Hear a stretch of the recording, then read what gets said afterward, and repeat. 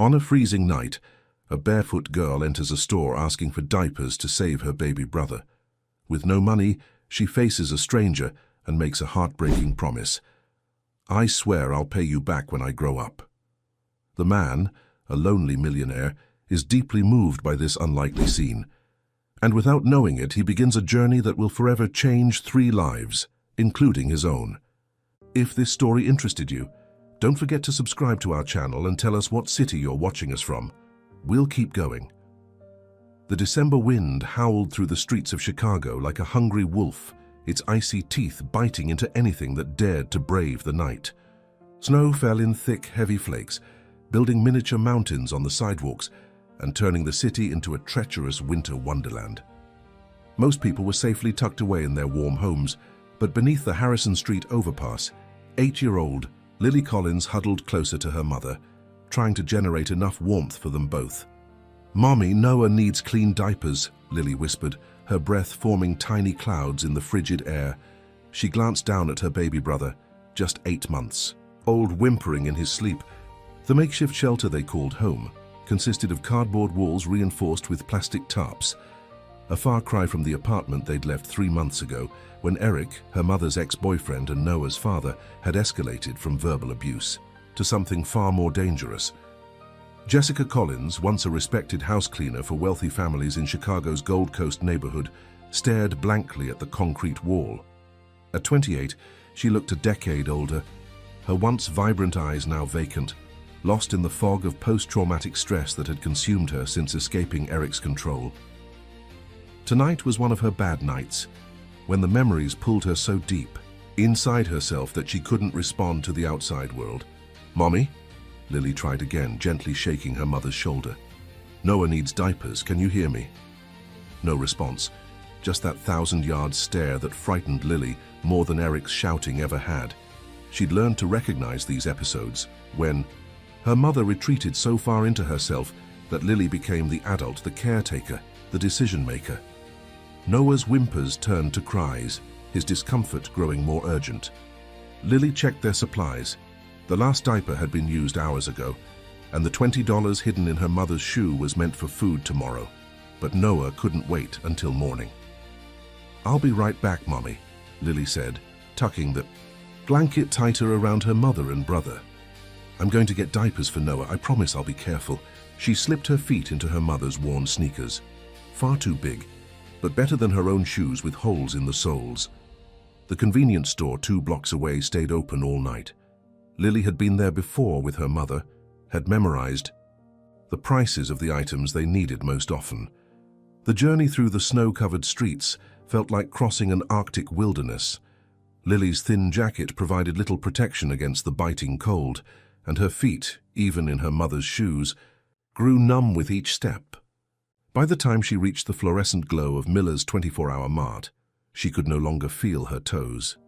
The bell above the door jingled as she entered, bringing warmth and the smell of coffee. Behind the counter, Sam Miller, the middle-aged owner, looked up from his magazine with a frown. "Where are your parents, kid?" he asked, taking in her disheveled appearance. The 2 big shoes, the thin jacket crusted with snow, the determined expression on her young face. "My mom is sick," Lily replied, her voice small but steady. "My baby brother needs diapers, really bad. He's only 8 months old." Sam's frown deepened. "You got money?" Lily hesitated, then shook her head. "No, sir, but I promise I'll pay you back when I grow up. I really will. My brother is crying and his skin is getting all red and hurting." "Him?" "Listen, kid, I can't just give stuff away. This is a business, not a charity," Sam began, his tone softening despite his words. The bell jingled again, and a tall man in an expensive overcoat entered, stomping snow from his polished leather shoes. Robert Westfield, CEO of Westfield Investments, had stopped for coffee on his way home from a late meeting.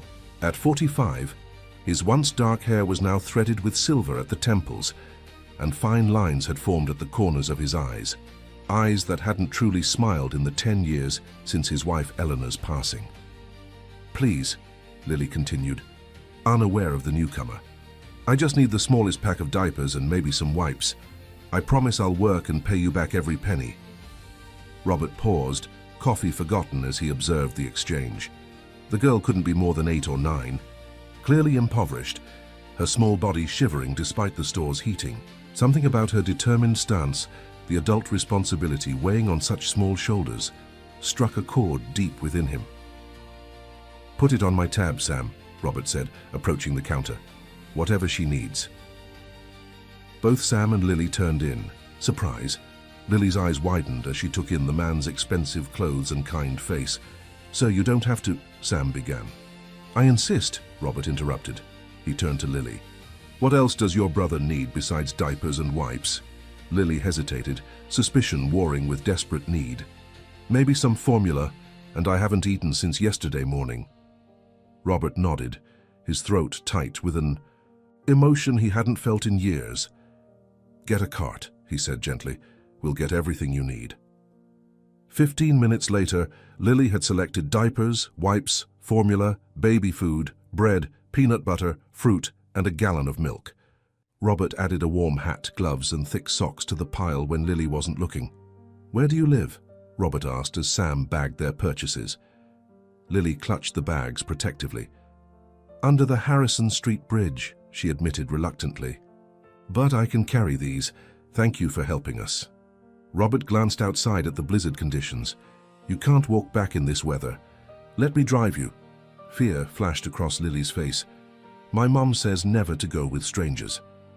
"Your mom is right," Robert acknowledged. "How about this? I'll drive you, but Sam here will come with us to make sure you're safe. Then we'll both know where you and your brother are if you need help again."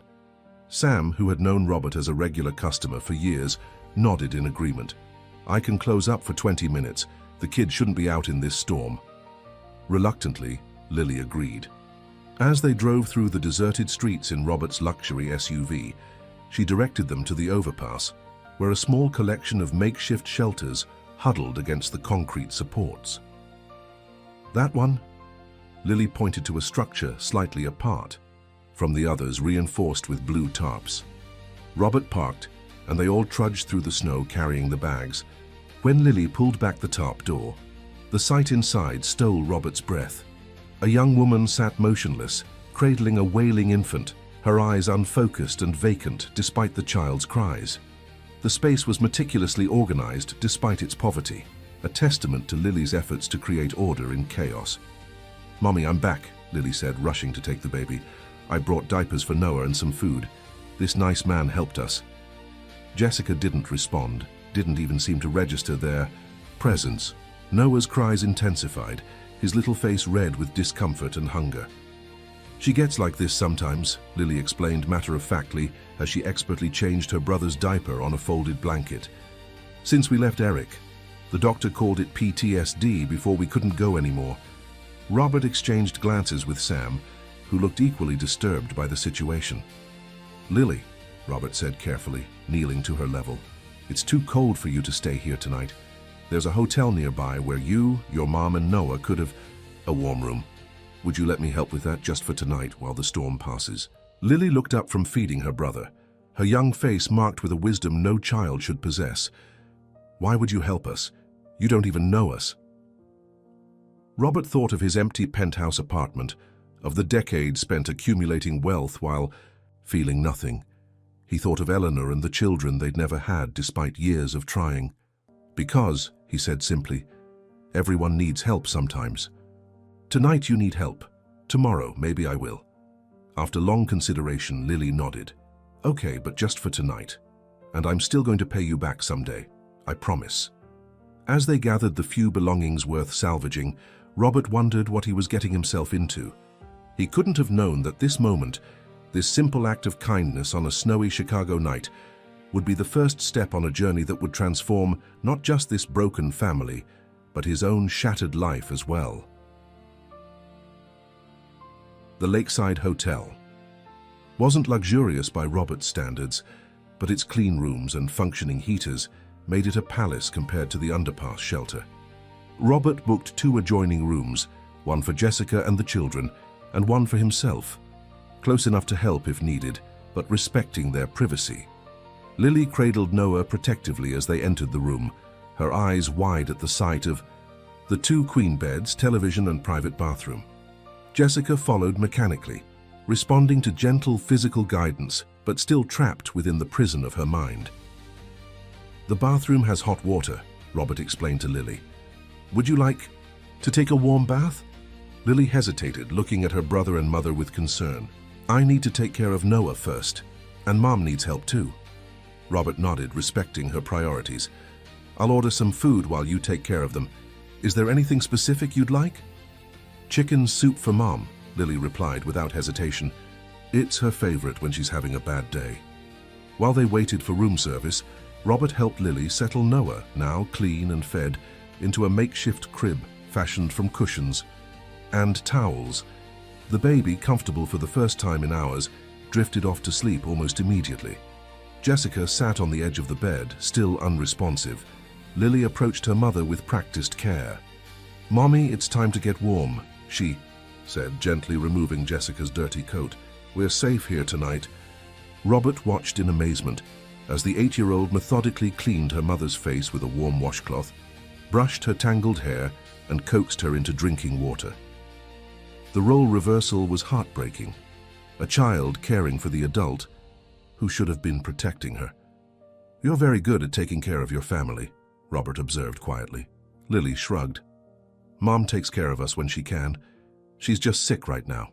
She was really good at her job before, cleaning houses. For rich people. She remembers all the special ways to make things nice. When the food arrived, the aroma of chicken soup seemed to penetrate Jessica's fog slightly. Her eyes focused briefly on the steaming bowl Lily placed in her hands. That's good, Mom, Lily encouraged. Eat a little bit. You'll feel better. As they ate, Robert learned more about their situation. Eric Thompson, Noah's father, had been Jessica's boyfriend for 3 years. The abuse had started subtly, controlling behavior, isolation, verbal attacks, but escalated dramatically after Noah's birth. Jessica had fled with the children when Eric, in a drunken rage, had threatened the baby. With nowhere to go and limited resources, they'd ended up homeless. Mom was getting better for a while, Lily explained between bites of her burger. She found a job at a laundromat, and we were saving for an apartment. But then Eric found us there. He didn't see us, but Mom saw him and she got really scared. She quit that day and we moved to a different spot under the bridge. That's when she started having more bad days. Robert listened, anger building at the man who had terrorized this family, but careful not to show it and frighten Lily. Has your mum seen a doctor for her bad days? We went to a free clinic a few times. They gave her medicine, but it ran out, and we couldn't go back because Mum was afraid Eric would find us there too. After dinner, Lily finally agreed to take a bath. Robert waited in the doorway of the adjoining room, leaving the door ajar in case they needed anything. He heard splashing, and for the first time the sound of Lily giggling like the child she was as she discovered the complimentary bubble bath. The contrast between the cheerful child in the bathroom and the haunted woman sitting motionless on the bed troubled him deeply. Jessica Collins was clearly intelligent and capable when not in the grip of her trauma. The evidence was in her remarkable daughter. What would happen to these children if Jessica couldn't recover? Robert's phone vibrated with messages from his assistant about tomorrow's meetings, but for once he ignored them. Instead, he made calls to contacts who owed him favors: a psychiatrist specializing in trauma, a security consultant, a social worker who understood the system's flaws. By the time Lily emerged from the bathroom, wrapped in a hotel robe, several sizes too large, Robert had the beginnings of a plan. Lily, he said carefully, I'd like to help your family for more than just tonight. Suspicion immediately clouded her features. Why?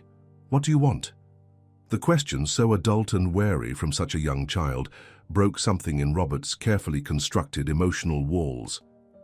10 years of isolation since Eleanor's passing had left him merely existing, not living. His wealth had grown while his humanity withered.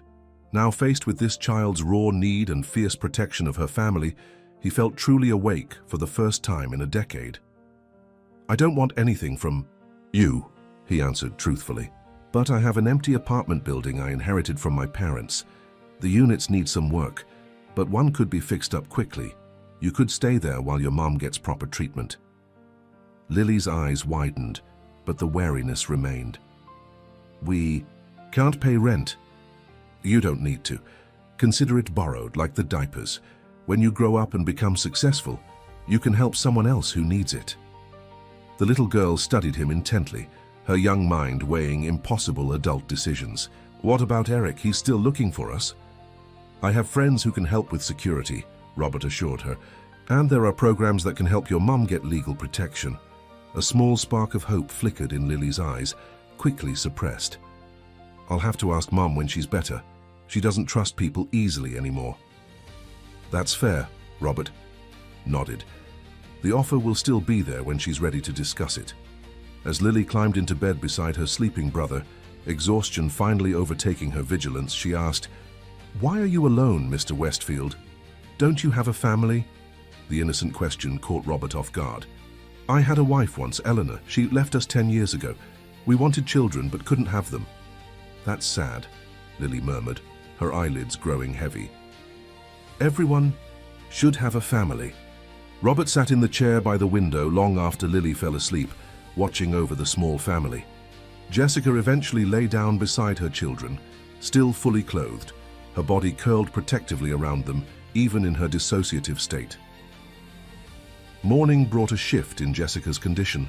Robert, who had dozed in the chair, awoke to find her, sitting upright, her eyes clear and alert, watching him with unmistakable fear and suspicion. "Who are you?" she demanded in a hoarse whisper, careful not to wake the children. "What do you want with us?" Robert raised his hands slightly, a non-threatening gesture. "My name is Robert Westfield. Your daughter came into a store last night looking for diapers for the baby.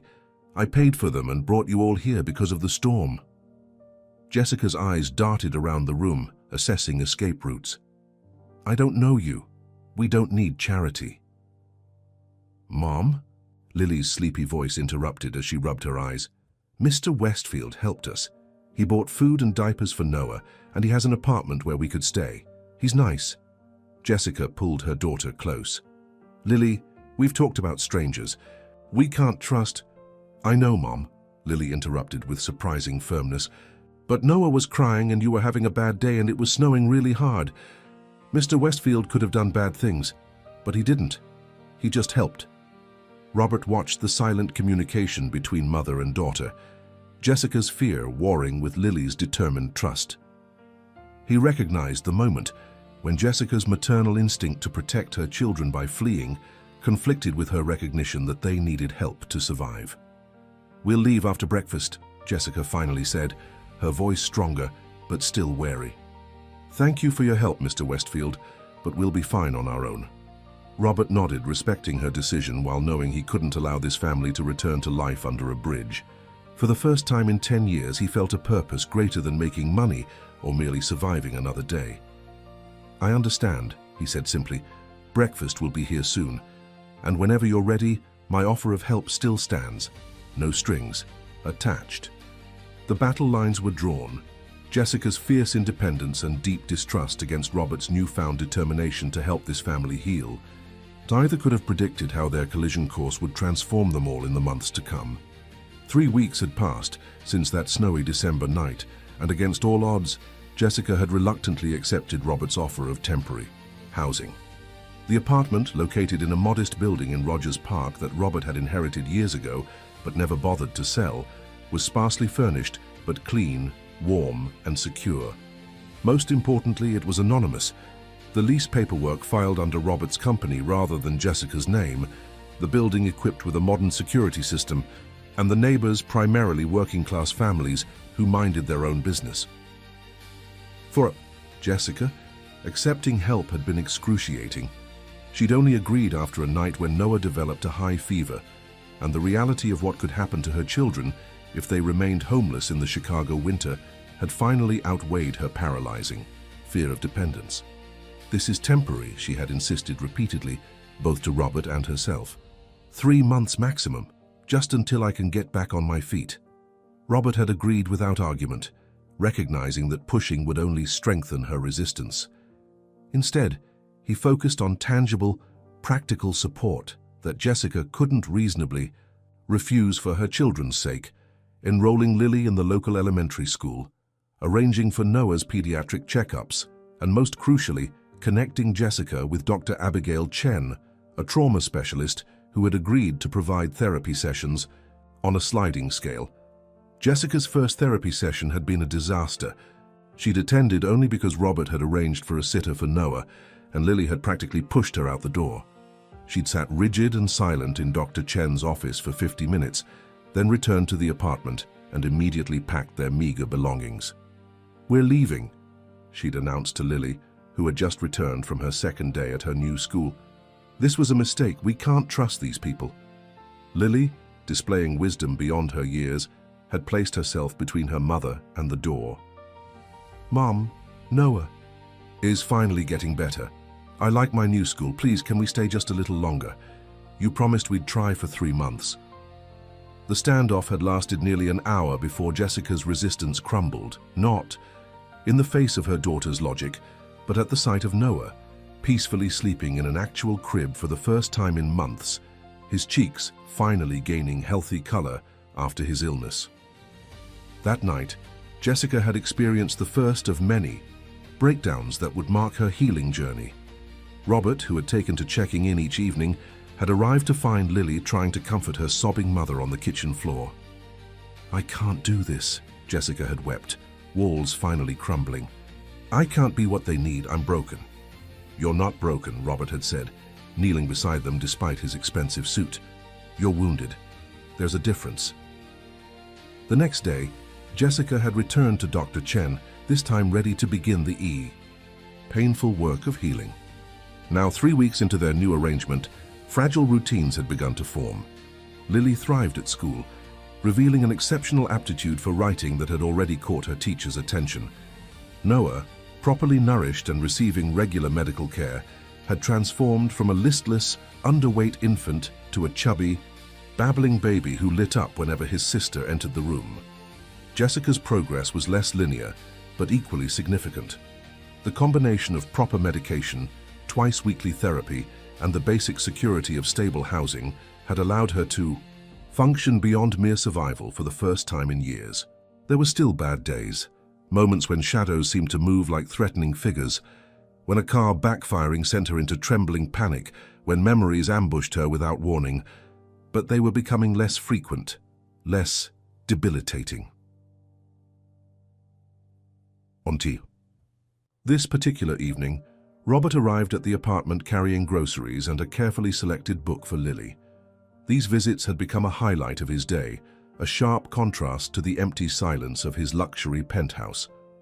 "Mr. Westfield," Lily exclaimed, rushing to greet him at the door. "I got an A on my writing assignment. Ms. Peterson said it was the best in the class."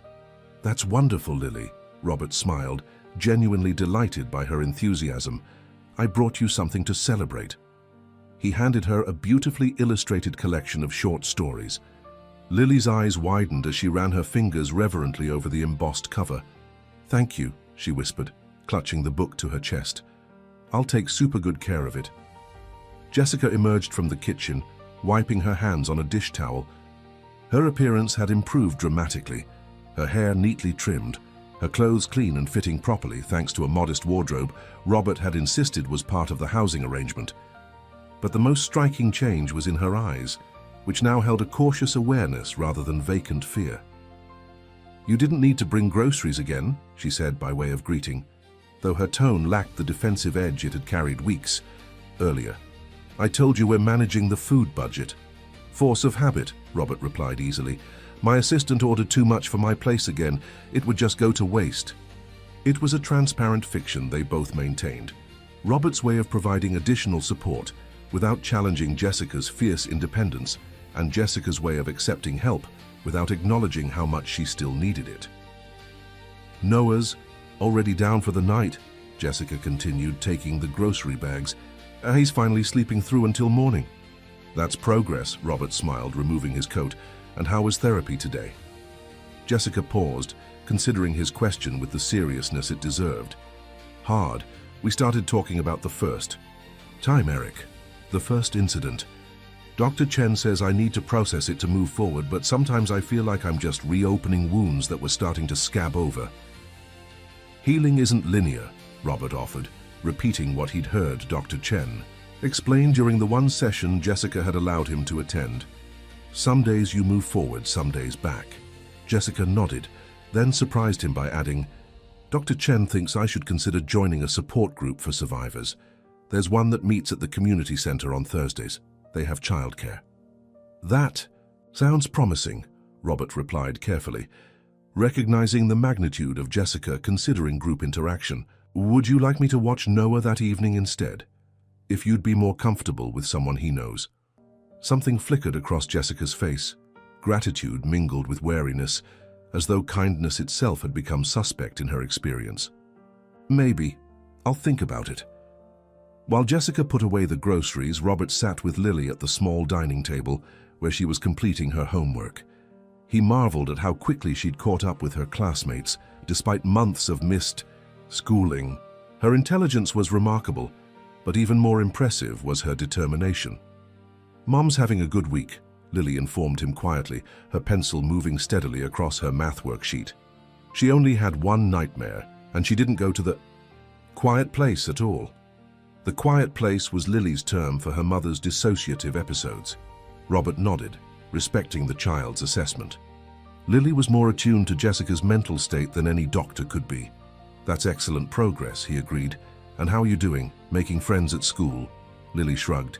Some kids are nice. Some make fun of my clothes, even though they're new now. There's a girl named Madison who sits with me at lunch, though. She likes writing stories, too.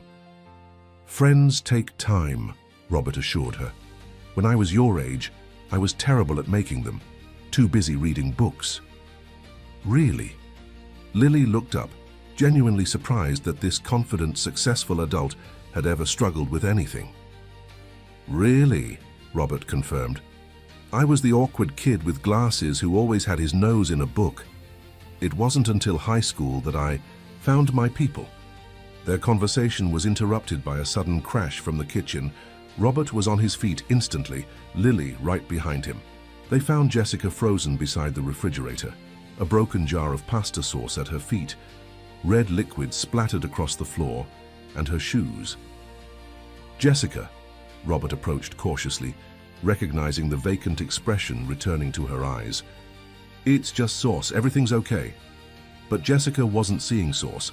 In her mind, she was back in that final confrontation with Eric, when thrown objects and broken glass had preceded his most violent outburst. Her breathing came in short, panicked gasps, her hands trembling violently. Mom, Lily said firmly, stepping between Robert and Jessica. Mom, look at me. You're in our apartment. Eric isn't here. You're safe. Jessica's eyes slowly focused on her daughter's face. Lily? It's just spaghetti sauce, Lily continued in the same calm, mature tone. I'll help you clean it up. Remember what Dr. Chen taught you. Name 5 things you can see right now. Robert watched in awe as the 8-year-old talked her mother through the grounding technique, patiently waiting as Jessica identified objects in the kitchen, her breathing gradually slowing. I'm sorry, Jessica whispered, once the moment had passed, shame coloring her cheeks. It was just so red and the sound. No apologies needed, Robert said gently, already reaching for paper towels. Let me help clean up. As they worked together to wipe up the sauce, Robert noticed Jessica surreptitiously checking the time on the microwave clock, then the calendar hanging on the refrigerator. He recognized the calculation in her eyes, counting down the days until their 3-month agreement would end. Later, after Lily had gone to bed, Jessica approached Robert as he prepared to leave. Why are you doing all this? She asked abruptly. And don't say it's nothing or that anyone would do the same. We both know that's not true. Robert considered his answer carefully. Before I met you and the children, I was just existing, going through motions, making money, attending meetings, filling time. I haven't felt genuinely useful to another human being in 10 years. Jessica studied him, searching for hidden agendas in his expression. You lost someone. My wife, Eleanor, Robert confirmed. We tried for years to have children, multiple miscarriages. The last pregnancy, there were complications. We lost both the baby and Eleanor. Jessica's expression softened slightly. I'm sorry, that's terrible. It was, Robert acknowledged. Afterward, I threw myself into work, built the business into something much bigger, accumulated more wealth than I could spend in 3 lifetimes. But none of it mattered. Nothing did. Until a barefoot kid tried to steal diapers, Jessica asked, a hint of her dry humor emerging. Until a brave little girl promised to pay me back someday, Robert corrected with a small smile. She reminded me that connections matter more than possessions, that a promise can be worth more than a portfolio. Jessica nodded slowly, her defenses lowering fractionally. Lily has that effect on people. She's been my strength when I couldn't find my own. She shouldn't have to be, Robert said gently. She deserves to be a child. I know, Jessica whispered, tears filling her eyes. That's why I'm trying so hard. For both of them, even when it feels impossible. As Robert drove home that night, the contrast between the modest apartment filled with life and his sterile penthouse had never been more stark. For the first time, he allowed himself to acknowledge the truth. He needed this family as much as they needed him. The healing wasn't one-directional. In helping them rebuild their lives, he was finding pieces of himself long thought lost. What he couldn't know was how quickly this fragile equilibrium would be tested, or how the bonds forming between them would soon face challenges none of them could anticipate. The first signs of spring were beginning to emerge across Chicago, tiny green buds breaking through the lingering patches of snow. Nearly 3 months had passed since that fateful December night, and with the changing season came a sense of renewal for the unlikely family unit that had formed. Jessica had secured a part-time position at a local bookstore, working during school hours while Noah attended a subsidized daycare program. The job was modest, shelving books, processing returns, assisting customers, but it represented an enormous victory in her recovery.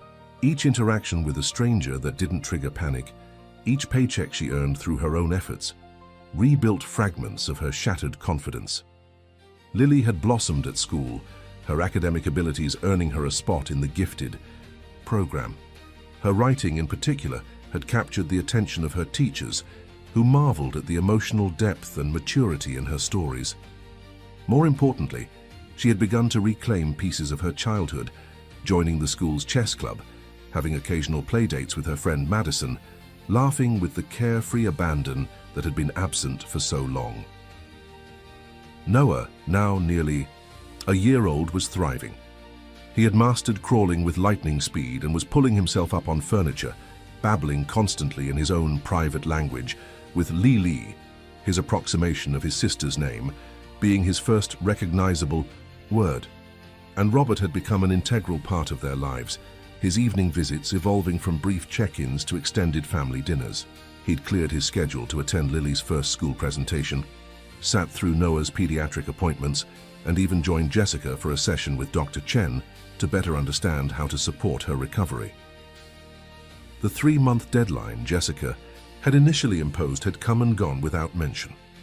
The unspoken agreement seemed to be that their arrangement would continue indefinitely, evolving organically as their needs changed. But beneath this picture of steady progress, financial storm clouds were gathering on the horizon. Robert sat in his office at Westfield Investments, staring at the quarterly reports with growing concern. The North American division of Global Tech, one of his largest investment holdings, had experienced a catastrophic data breach affecting millions of YMOM customers. As lawsuits mounted and stock prices plummeted, the financial impact was spreading across Robert's portfolio like poison. The preliminary estimates suggest we could be looking at a 30% devaluation across the affected holdings, explained Thomas Ward, Robert's chief financial officer, his normally unflappable demeanor showing signs of strain.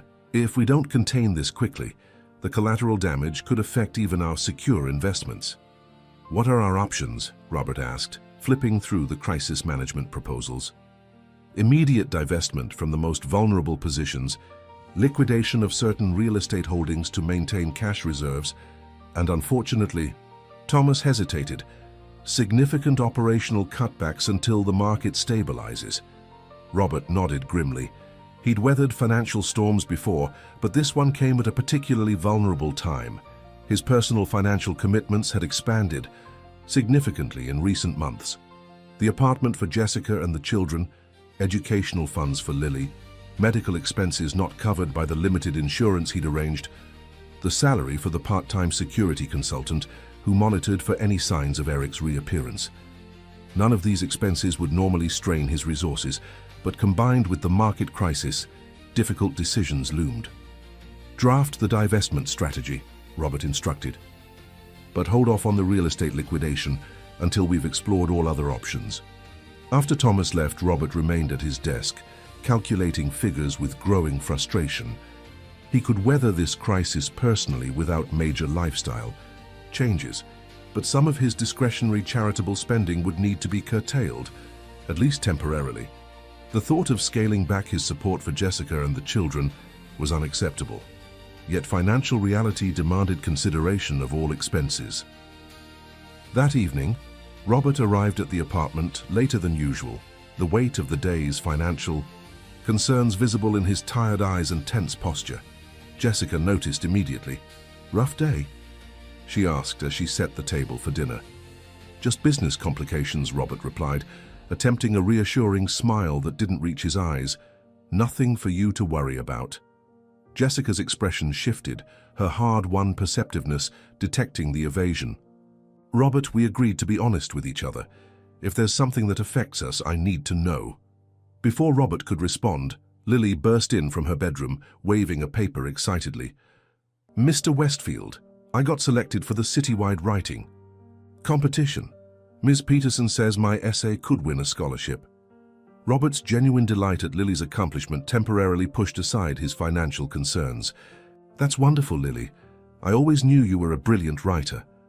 "The finals are next month," Lily continued breathlessly. "If I win, they publish my story in the actual newspaper and everything. We'll need to get you a new outfit for the ceremony," Jessica smiled, ruffling her daughter's hair. "My little author." Lily's face suddenly fell. "But it costs $50 to register for the finals. Ms. Peterson said there are fee waivers, but you have to apply weeks ago."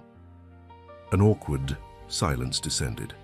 $50, a sum that would have been completely insignificant to Robert just days ago, and that would still be manageable now, but that represented half a day's wages for Jessica. "I'll cover the registration," Robert said immediately. "No," Jessica countered firmly. "This is something I can and should do for my daughter." She turned to Lily with a warm smile. "I get paid tomorrow, sweetheart. We'll send in your registration first thing." Lily looked between the adults, sensing the underlying tension. "Maybe we could split it," she suggested diplomatically. $25 each. Her innocent solution broke the tension, drawing reluctant smiles from both adults. "That's actually a perfect compromise," Robert agreed, impressed once again by Lily's emotional intelligence. Later, after Lily had gone to bed, Jessica confronted Robert in the kitchen as they cleaned up from dinner. "Something's wrong," she stated flatly, her voice low to avoid waking the children. "And it involves money. Just tell me straight. Are you having second thoughts about helping us?" "Absolutely not," Robert answered emphatically. "It's just, there's been a financial situation with one of my major investments. It's going to require some belt-tightening across the board." Jessica set down the dish she was drying, her posture stiffening. "I see, and we're part of that belt-tightening?" "That's not what I meant," Robert sighed, running a hand through his hair. "I'm just saying that things might be tight for a while. The apartment and essential expenses are completely secure, but some of the extras might need to be reconsidered, temporarily."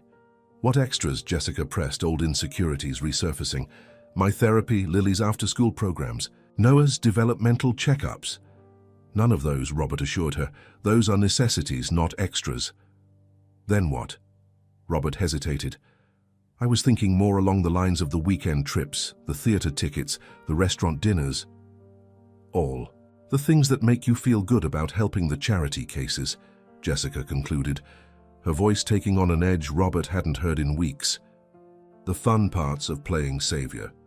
That's not fair, and you know it, Robert replied, hurt by the accusation. I've never seen you or the children as charity cases. Jessica wrapped her arms around herself. The defensive posture Dr. Chen had worked so hard to help her overcome returning instantly. Maybe this is for the best. We've become too dependent on you. The original agreement was 3 months, and we've passed that. Jessica, please don't do this, Robert said quietly. Don't use this temporary setback as an excuse to push me away just when you're making real progress. Progress? Jessica laughed bitterly. I still have nightmares almost every night. I still jump at loud noises. I still check the locks 3 times before I can sleep. The only difference is I've gotten better at hiding it. That's not true, Robert countered. Dr. Chen says your recovery has been remarkable, considering the severity of your trauma. You're working again, you're connecting with people, you're present for your children. Jessica turned away, tears threatening. And all of that could disappear in an instant if your financial support does. Do you understand how terrifying that is? To build a life on a foundation that could be pulled away at any moment? The raw vulnerability in her voice cut through Robert's defenses. He hadn't considered how his financial concerns would trigger Jessica's deepest fears of abandonment and instability. The foundation isn't going anywhere, he promised softly. Whatever happens with my investments, you and the children are my priority. We might need to adjust some things temporarily, but I will never abandon you. Jessica wiped away an escaped tear, embarrassed by her emotional reaction. You can't. Promise that. Nobody can. I learned that the hard way with Eric. I'm not Eric, Robert said firmly. No, you're not, Jessica acknowledged, her voice steadying. But I need to be prepared for all possibilities. If your financial situation is changing, I need to accelerate my plans for independence. What does that mean exactly? It means I'll increase my hours at the bookstore. Maybe look for a second job in the evenings. After the kids are asleep, cut all non-essential expenses. Robert's heart sank at the thought of Jessica working herself to exhaustion, undoing months of careful recovery. That's not necessary.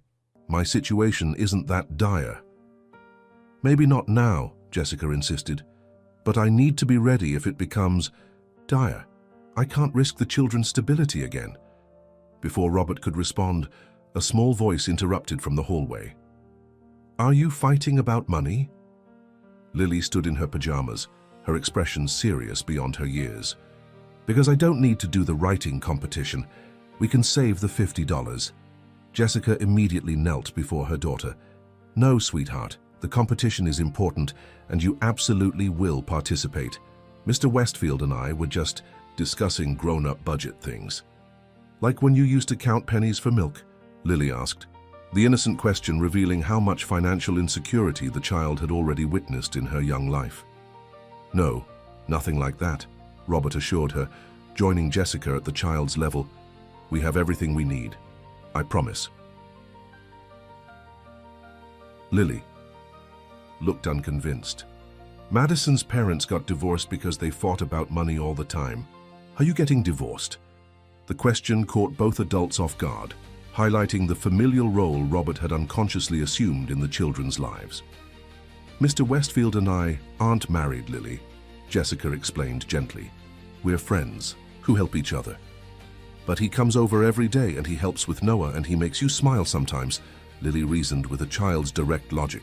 That's what daddies do. An awkward silence fell between the adults, neither knowing how to address the complicated emotions Lily's observation raised. It's past your bedtime, sweetheart, Jessica finally said, redirecting the conversation. Let's get you tucked in again. After Jessica had settled Lily back to sleep, she returned to find Robert staring out the apartment window, his expression troubled. She sees you as a father figure, Jessica stated the obvious. I should have anticipated that and been more careful about boundaries. Is it really so terrible, Robert asked quietly, that she feels that way? Jessica joined him at the window, maintaining a careful distance. It's not terrible. It's natural given how present you've been, but it's also complicated. Because of her real father. Lily's biological father left before she was born, Jessica clarified. He was never in the picture. Eric was only Noah's father, though he was in Lily's life for 3 years. Robert nodded, processing this new information. Still, I understand your concern. Children form attachments easily, and disappointment can be devastating. Exactly, Jessica sighed. And with our future so uncertain, it doesn't have to. Be uncertain, Robert interrupted, turning to face her. What if we formalized our arrangement, a legal agreement that guarantees housing and educational support for the children, regardless of any financial fluctuations on my part? Jessica stared at him, genuinely surprised by the suggestion. You would do that? Legally commit to supporting children who aren't yours? They may not be mine biologically, but I care about them deeply. Robert hesitated, then added quietly, I care about all of you. The implication hung in the air between them, an unspoken acknowledgement that his feelings had evolved beyond mere charitable concern or friendly support. Jessica broke eye contact first, overwhelmed by the direction the conversation had taken. I need time to think about this. It's a lot to process. Of course, Robert agreed, reaching for his coat. Take all the time you need, but please know that my financial concerns don't change my commitment to you and the children. We'll figure this out together. As Robert drove home that night, his mind raced with contingency plans. The financial crisis at work was serious but manageable with the right strategy. What troubled him more was the realization of just how intertwined his life had become with Jessica and her children, and how much he dreaded the thought of losing them. Meanwhile, Jessica sat on the edge of Lily's bed, watching her daughter sleep peacefully. The stability they'd built felt suddenly precarious, balanced on the goodwill of a man who, despite his apparent sincerity, could walk away at any time. The thought of returning to their previous existence, of Lily losing her school, of Noah losing proper medical care, of herself losing the therapeutic support that had begun to heal her fractured psyche, was unbearable. For the first time in months, Jessica retrieved the small emergency bag she kept packed at the back of her closet, a habit from her days with Eric when a quick escape might be necessary. The meager savings she'd managed to accumulate wouldn't last long, but perhaps it would be enough to establish themselves somewhere new if Robert's support evaporated. What neither Jessica nor Robert could have anticipated was how quickly their financial concerns would be overshadowed by a far more immediate threat, one that had been watching and waiting for the perfect moment to strike. Spring had fully blossomed across Chicago by the time of the citywide writing competition finals. The previous weeks had been tense as Robert navigated his financial crisis, while Jessica battled her resurging insecurities. A fragile truce had formed between them. Neither mentioned the emergency bag Jessica kept packed, nor the legal agreement Robert had proposed. Instead, they focused on maintaining normalcy for the children's sake. The day of Lily's competition dawned bright and clear. She had spent weeks perfecting her essay titled, What Makes a Real Family?, a deeply personal exploration of her experiences that had moved her teachers to tears during practice readings. Are you nervous? Robert asked, as they drove to the downtown library where the competition was being held. He glanced in the rear-view mirror at Lily, dressed in her best outfit, a simple blue dress Jessica had carefully altered to fit perfectly. A little, Lily admitted, clutching her folder. What if I forget parts when I'm reading it? You won't, Jessica assured her from the passenger seat, reaching back to squeeze her daughter's hand. You've practiced so many times you could recite it in your sleep, but even if you do forget something, it doesn't matter. The words are yours and you can find them again. Noah babbled happily from his car seat, oblivious to the importance of the day, but absorbing the excited energy around him. The Chicago Public Library's grand event hall was filled with families, teachers, and local media when they arrived. Lily's eyes widened at the sight of the audience, her confidence momentarily faltering. There are so many people, she whispered, shrinking against Jessica's side. All here to hear amazing stories like yours, Robert encouraged, kneeling to her level. Remember what we practiced. Look at the back wall if the faces make you nervous. Jessica watched their interaction with mixed emotions.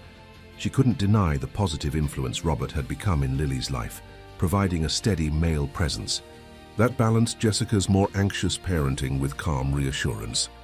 Yet the underlying uncertainty of their arrangement cast a shadow over these moments, making her wonder if she was setting her daughter up for devastating disappointment. As the competition began, they found seats near the front. Noah settled contentedly on Robert's lap. The children's division went first, with 10 finalists from schools across Chicago presenting their work. Lily was scheduled last, a position her teacher had assured them was advantageous, as the judges would remember her piece most clearly. The other children's essays were impressive, stories about community service projects, environmental initiatives, cultural heritage celebrations. With each polished presentation, Jessica felt Lily's tension increase beside her. "They're all so good," Lily whispered anxiously. "Mine is just about us." "That's exactly why yours is special," Jessica murmured back. "It's real." Finally, Lily's name was called. She stood, smoothed her dress with trembling hands, and walked to the podium. For a terrifying moment she froze, staring at the audience with wide eyes. Jessica held her breath, preparing to rush forward if necessary. Then Lily's gaze found her mother and Robert in the front row. Noah waved chubby hands at his sister, breaking the tension with his innocent enthusiasm. Lily's shoulders relaxed, and she began to read. What Makes a Real Family? By Lily Collins, age 8. 3 months ago, I didn't know the answer to this question. I thought a real family was something you saw on TV. A mom, a dad, a nice house with matching furniture, and everyone always smiling. My family wasn't like that. We were just me, my mom, and my baby brother Noah, trying to stay warm under a bridge when the snow came. On the coldest night in December, Noah needed diapers really bad. Mom was having one of her quiet days when she goes away inside herself, because of the bad memories. So I put on her shoes and walked to the store by myself. I didn't have money, but I promised the store owner I would pay him back when I grew up. That night, I learned that sometimes a family is made from promises, not just the ones you keep, but the ones other people make to you when you need help the most. A kind man bought diapers for Noah and gave us a warm place to stay. He could have just walked away, but he didn't. He kept coming back to make sure we were okay.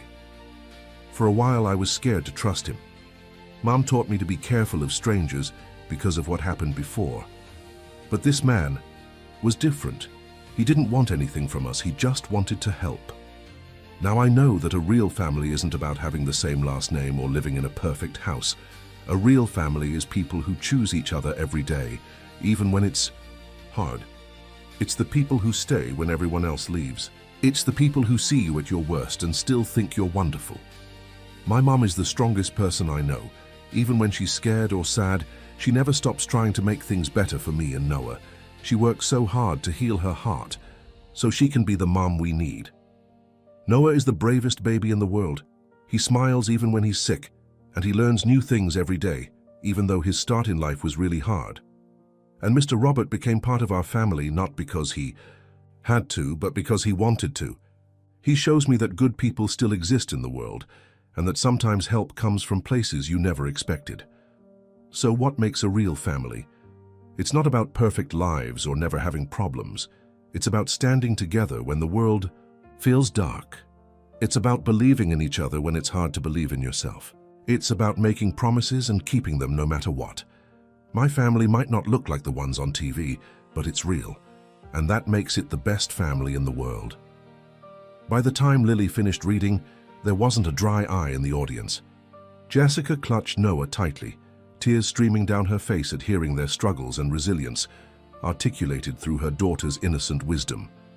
Beside her, Robert sat motionless, visibly moved by Lily's words and the public acknowledgement of his place in their lives. The applause was thunderous. Lily stood uncertainly at the podium until the moderator came to guide her back to her seat, whispering words of congratulation that made her blush with pride. When the winners were announced 30 minutes later, Lily's essay had earned first place by unanimous decision. The prize included a $500 educational savings bond, publication in the Chicago Tribune Sunday edition, and an invitation to read at the mayor's annual literacy fundraiser. "I can't believe I won," Lily kept repeating as they celebrated over ice cream afterward. "They really liked it." "They loved it," Robert assured her, his usual reserve softened by emotion, "because it came from your heart." "And now everyone will read it in the newspaper," Jessica added, pride overwhelming her. Typical caution. "Your words will touch so many people, Lily." None of them could have predicted just how many people would be touched by Lily's essay, or that one reader in particular would recognize the thinly disguised details of their situation with dangerous consequences. 2 days later, Lily's essay appeared in the Sunday Tribune's special section on youth writing. By Monday morning, the piece had been shared thousands of times on social media, with parents, teachers, and community leaders praising the 8-year-old's profound understanding of family bonds. Local television stations requested interviews, which Jessica politely declined, protective of her daughter's privacy despite the positive attention. Robert's financial situation had begun to stabilize thanks to aggressive intervention strategies, allowing him to refocus on the family without the shadow of economic uncertainty. He'd even begun tentative discussions with Jessica about a more permanent living arrangement, perhaps a house in a good school district where the children could put down roots. The future looked brighter than it had in months, until Wednesday afternoon when Jessica received a call from Lily's school. "Mrs. Collins, this is Principal Grayson from Lincoln Elementary. There was an incident today I need to discuss with you immediately." Jessica's heart raced. "Is Lily hurt? What happened?" "Lily is fine physically, but quite shaken. A man attempted to remove her from the playground during recess, claiming to be a relative. When questioned by our staff, he became belligerent and fled before security could detain him. Lily recognized him and became extremely distressed." The blood drained from Jessica's face. "What did he look like?" "Tall, muscular build, blonde hair, beard. Lily identified him as Noah's dad. I believe you have him listed as a restricted contact in your paperwork." "Eric," Jessica whispered, her worst fear confirmed. "I'll be right there. Please don't let Lily out of your sight." Her hands shook so badly she could barely dial Robert's number. When he answered, all she could manage was, "Eric found us. He tried to take Lily from school." Robert's response was immediate and decisive. "I'm sending a security team to the school right now. Go get Lily, then go directly to the apartment. Pack only essentials. I'll meet you there in 30 minutes. Don't open the door for anyone but me." Jessica moved on autopilot, calling a rideshare service to take her to the school since she didn't trust herself to drive. Her mind raced with terrifying possibilities. If Eric had found Lily at school, he could find Noah at daycare, he could be watching the apartment, he could be anywhere. At the school, she found Lily in the counselor's office, pale and withdrawn. When Jessica entered, Lily launched herself into her mother's arms with a sob. "He said he was going to take me to see Noah," Lily cried.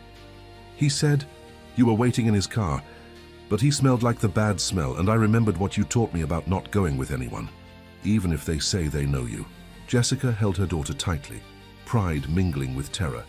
"You did exactly right, sweetheart. I'm so proud of you for remembering." The school principal approached cautiously. "Mrs. Collins, the police have been notified. They'd like to speak with you and Lily." "Not now," Jessica replied firmly. "We need to get somewhere safe first. I'll contact them once we're secure." The security team Robert had sent, 2 plainclothes professionals with military precision, escorted them to a waiting SUV with tinted windows. One man remained at the school to coordinate with police, while the other drove them to collect Noah from daycare, and then to the apartment. Robert was waiting when they arrived, his face grim but composed. "Everything's ready. We'll leave, soon as you've packed." Jessica didn't waste time asking questions. She quickly gathered essential clothing, medications, and the children's favorite comfort items, while Robert secured their important documents in a waterproof portfolio. "Where Are we going?" Lily asked, clutching her brother protectively as the adults moved with urgent efficiency around her. "Somewhere safe," Robert assured her, "a place Eric doesn't know about." Within an hour, they were on the road in Robert's personal vehicle, headed away from the city. The security professional followed in a separate car, maintaining discreet surveillance.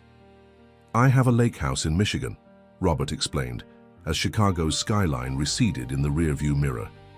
It's isolated, secure, and registered under a corporate name. We'll be safe there while we figure out next steps. Jessica sat rigid in the passenger seat, one hand reaching back to maintain contact with Lily. How did he find us? We were so careful. Robert's expression darkened. The essay.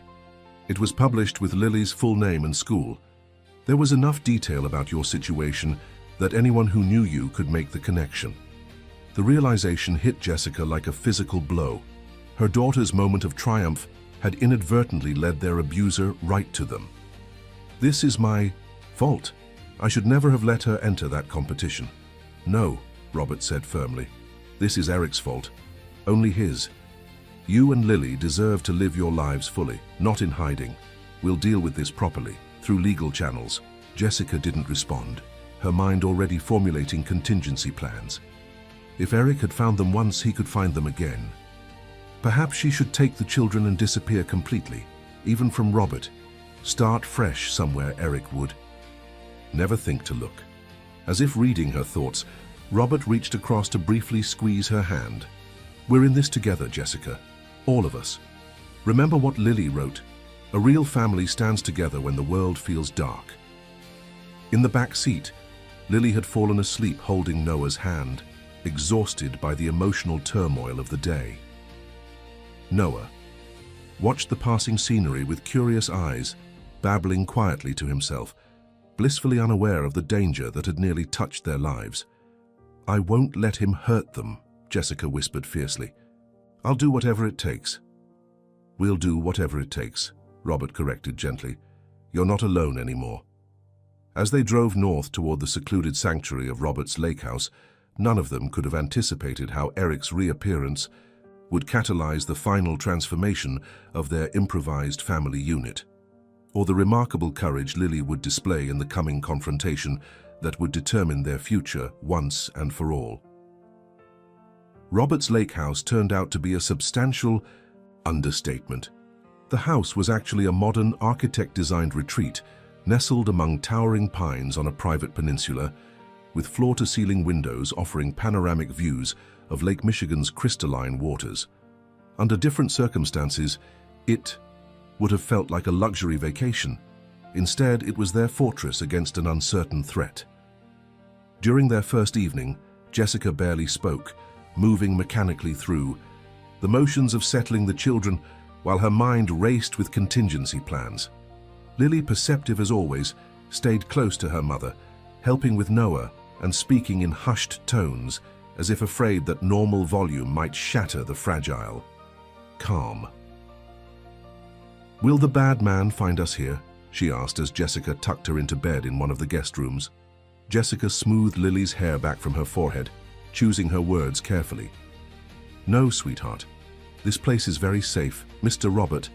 I made sure of that. Lily studied her mother's face with those wise eyes that always saw too much. You're scared, though. I'm concerned, Jessica corrected gently. That's what mums do. We worry so our children don't have to. But you and Noah are safe, I promise. After the children were asleep, Jessica found Robert on the deck overlooking the lake. The security system's control panel opened beside him as he verified the property's defenses. The perimeter sensors are active, he informed her without looking up. Motion detection, infrared cameras, cellular backup if the power or internet goes down. No one can approach within a quarter mile without us knowing. Jessica wrapped her arms around herself against the cool night air. You seem very practiced at this. Robert finally looked up, fatigue evident in his face.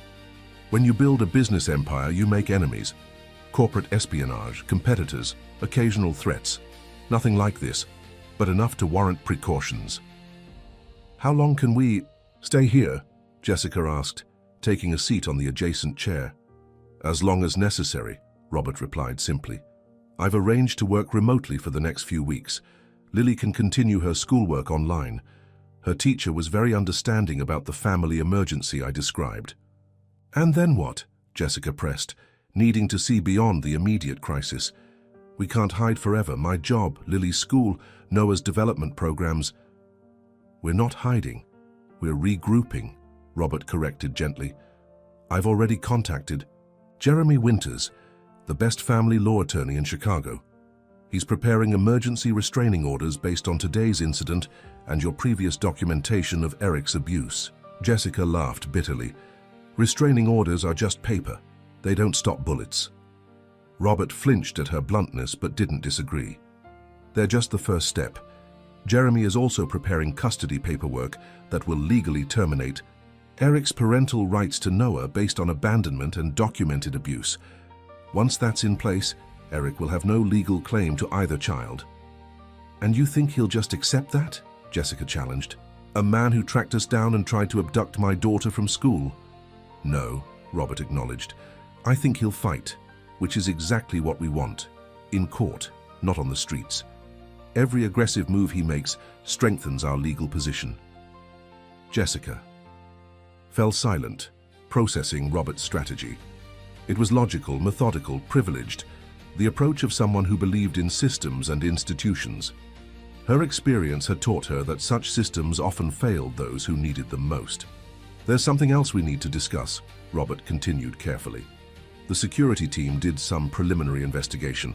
Eric appears to be in significant financial trouble. Gambling debts, unpaid loans, possible connections to some unsavory characters. Jessica tensed. What are you suggesting? I'm suggesting that his sudden interest in Noah might not be purely paternal, Robert replied gently. He may see the child as leverage for financial gain, especially now that he's aware of my involvement through Lily's essay. The implication hung heavy in the air between them. Eric might be seeking to extort money in exchange for relinquishing his parental claims, or worse, threatening the children's safety unless his demands were met. Then pay him, Jessica said flatly. Whatever he wants, if it makes him go away permanently. Robert studied her carefully. Is that really what you want? To teach the children that threats and violence can be rewarded? That Lily's abuser can name his price and walk away enriched? I want my children safe, Jessica snapped, rising from her chair. I don't care about moral lessons or legal principles. If money makes him disappear, it's worth any price. And when he comes back for more? Robert questioned softly. Because he will. Men like Eric always do. Jessica had no answer for that, the truth of his words cutting through her desperate reasoning. She turned away, staring out at the moonlit lake, tears of frustration burning her eyes. I feel so powerless, she whispered. Again, just like before. Robert stood and moved beside her, careful to maintain a respectful distance.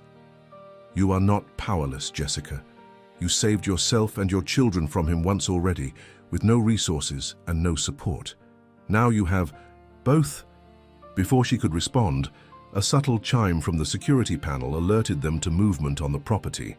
Robert immediately accessed the camera feeds, tension visible in his shoulders until he identified the source.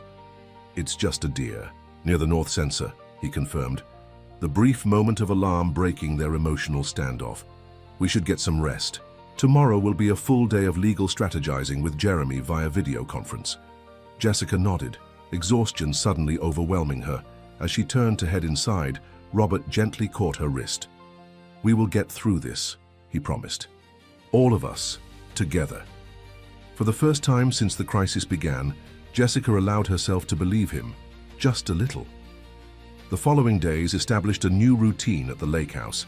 Mornings were dedicated to legal meetings, with Robert and Jessica hunched over laptops conferring with attorneys, providing statements to police, and building their case against Eric. Afternoons belonged to the children.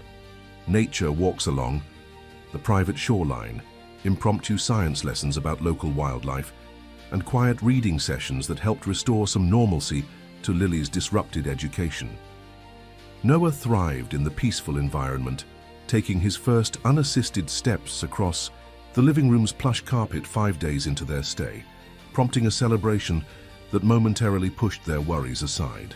Lily gradually relaxed her vigilance, venturing further from Jessica's side to explore the property's wonders under the watchful eye of Robert's security team.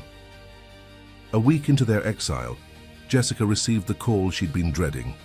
Dr. Chen, Concerned about the abrupt interruption to their therapy and aware of the general situation through Robert's discreet explanation, had reached out to check on her mental state.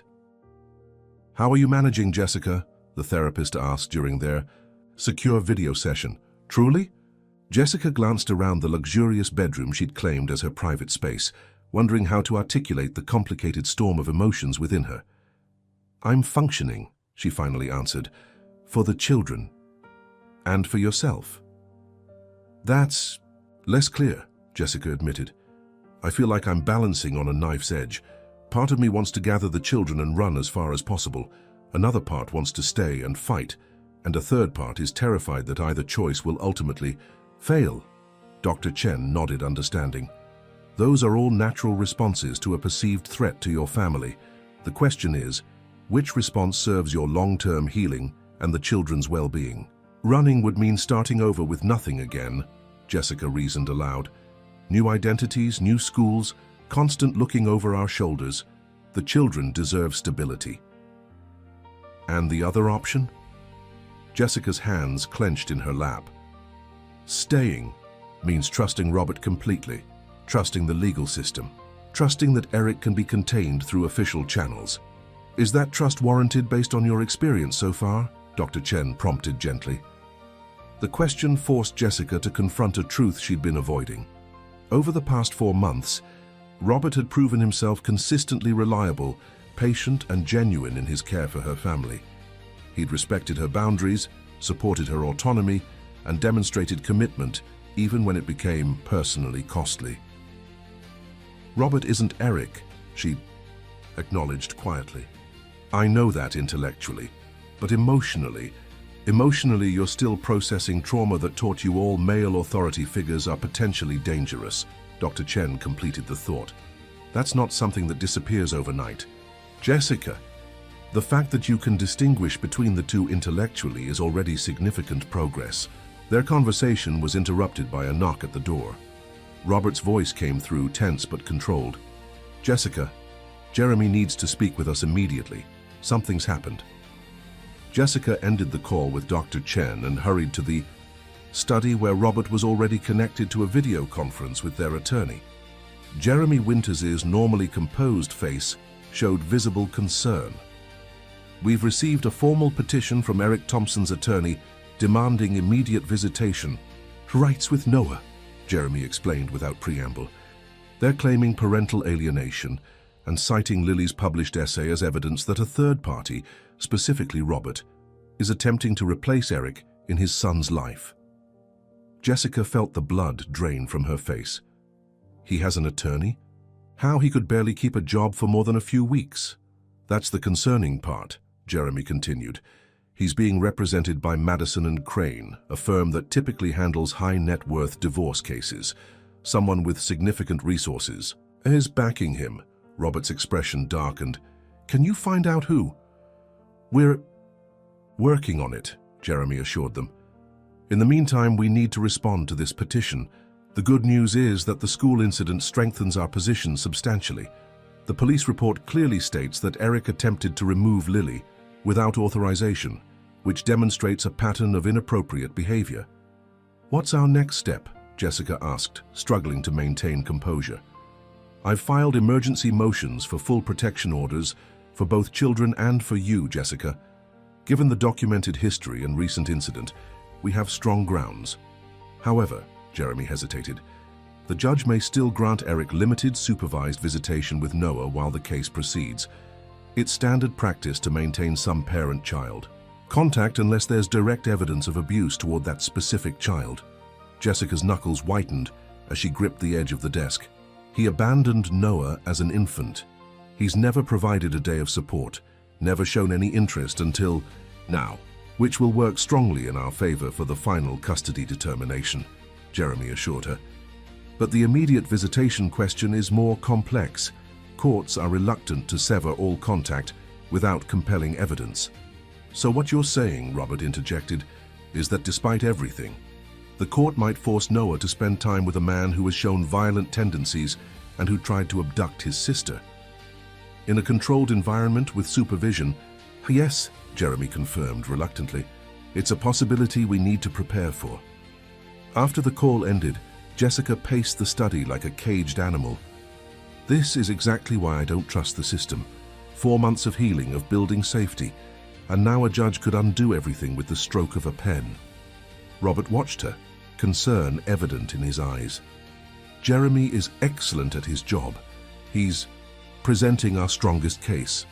But he can't guarantee the outcome, Jessica countered. No one can. Before Robert could respond, Lily appeared in the doorway.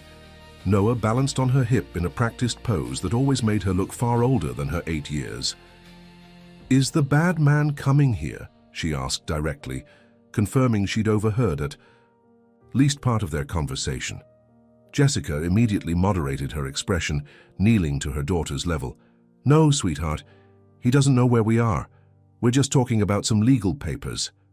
Lily wasn't fooled. "It's about Noah, isn't it? His dad wants to take him away." Robert joined Jessica, addressing Lily with the straightforward respect he always showed her. "Eric has asked the court for permission to see Noah sometimes. The judges will decide what's safest for everyone." "But Noah doesn't even know who." "He is," Lily protested, tightening her grip on her brother. "And he tried to trick me at school." "The judges will know about that too," Robert assured her. "That's why we talked to the police, to make sure everyone understands what kind of person Eric is." Lily considered this with the solemn thoughtfulness that continually surprised the adults in her life. "I could tell the judges what he was like when he lived with us," she offered. "I remember everything."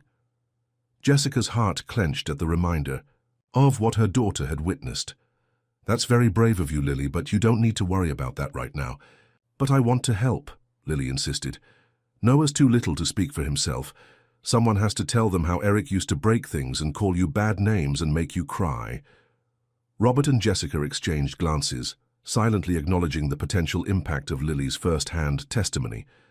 Child witnesses were typically shielded from court proceedings, but a recorded statement from Lily might significantly influence the judge's perspective. "Let's talk about that possibility with Jeremy," Robert suggested carefully. "If, and only if, he thinks it would help Noah and wouldn't be too difficult for you, Lily."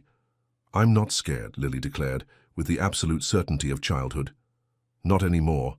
Not with you and Mom protecting us." That evening, after the children were asleep, Jessica found Robert in the kitchen making tea, his expression distant as he stared out at the darkened lake. "You've been avoiding me since the call with Jeremy," she observed, taking a seat at the island counter. Robert turned, offering a tired smile. "Not avoiding, processing. This situation has become more complicated than I anticipated." "Because of Eric's mysterious legal support?" "Partly," Robert acknowledged, sliding a mug of chamomile tea toward her, "but also because of something Jeremy mentioned privately after you left the call." Jessica tensed. "What didn't you tell?" "Me?" Robert hesitated, choosing his words carefully. "Eric's attorney submitted some concerning allegations about the nature of our relationship and its impact on the children." "What allegations exactly?" "They're suggesting that our living arrangement is inappropriate," Robert explained reluctantly. "That I've used my financial resources to replace Eric in his son's life, and that you've accepted my support in exchange for certain considerations." Jessica stared at him, momentarily speechless before understanding dawned. "They're implying I'm what? Your kept woman? That I traded my children's affection for financial security?" "Something like that," Robert confirmed grimly. "It's a despicable tactic, but one that might resonate with a traditional judge." "And Jeremy's recommendation?" Robert met her gaze directly. "He believes we need to clearly define our relationship, one way or another, before the first hearing. Either establish that we're merely friends with a landlord-tenant arrangement or, Jessica prompted when he didn't continue, or acknowledge that our relationship has evolved into something more personal," Robert finished quietly. "Which would then require us to demonstrate the stability and appropriateness of that relationship." The implications hung between them, forcing a conversation they'd been carefully avoiding for months. The growing affection between them had remained largely unspoken, conveyed through small gestures, lingering glances, and the comfortable domesticity they'd established, despite their unusual circumstances. So we're being forced to define something that we've barely acknowledged ourselves, Jessica summarized, her voice carefully neutral. Jeremy believes it would strengthen our position either way, Robert explained. Clarity over ambiguity. Jessica wrapped her hands around the warm mug, buying time to order her thoughts. And what do you believe, Robert? Not as Noah's advocate or our financial supporter or Lily's mentor, just as yourself. Robert took a deep breath, setting down his own mug with deliberate care. I believe that I've spent 10 years existing rather than living. I believe that meeting you and the children awakened something I thought had died with Eleanor. And I believe that whatever happens with Eric and the courts, I want to remain in your lives, in whatever capacity you'll allow. The raw honesty of his declaration stripped away Jessica's carefully maintained defenses. For months, she'd attributed his generosity to charity, to loneliness, to the businessman's desire to solve problems with resources. She deliberately overlooked the growing warmth in his eyes when he watched her with the children, the subtle ways he sought her opinion and respected her decisions, the joy he took in being included in their small family rituals. I'm still healing, she reminded him softly. There are days when I can barely trust myself, let alone anyone else. I know, Robert acknowledged. I'm not asking for declarations or commitments. I'm just asking that we stop pretending this is still a temporary arrangement born of charity. Whatever happens next, we face it honestly, with ourselves and with the courts. Jessica studied him across the kitchen island, this man who had upended his carefully ordered life to embrace the chaos of hers, who had never once made her feel indebted for his help, who treated her wounded spirit with patient respect and her children with genuine affection. The courts will want a clear narrative, she said finally, one that explains why a wealthy businessman would involve himself so deeply in the lives of a homeless woman and her children. The truth usually works best, Robert suggested, that we met by chance, developed a friendship based on mutual respect, and discovered that together we created something none of us had separately, a family. The word hung in the air between them, loaded with meaning and possibility. Jessica wasn't ready to name the emotions Robert stirred in her, but she could no longer deny their existence. Jeremy wants a defined relationship to present to the court, she acknowledged. But the children need consistency, not confusion. If we acknowledge whatever this is between us, well, it can't be a legal strategy. It has to be real. Robert nodded solemnly. I wouldn't have it any other way. Before Jessica could respond, the security system chimed. Not the gentle alert of wildlife, but the urgent signal indicating a vehicle approaching the property's main gate. Robert immediately accessed the security panel, tension visible in every line of his body. It's a sheriff's department vehicle, he reported, zooming in on the camera feed. 2 officers. Jessica's heart raced as she joined him at the monitor. How would they know we're here? This property isn't in your name. It's registered to my management company, Robert explained grimly. If Eric's new legal team has resources, they could have traced the connection. The security intercom buzzed and a formal voice came through the speaker. This is Deputy Wallace with the Oceana County Sheriff's Department. We have court documents to serve to Jessica Collins regarding custody of minor child Noah Thompson. Jessica and Robert exchanged alarmed glances.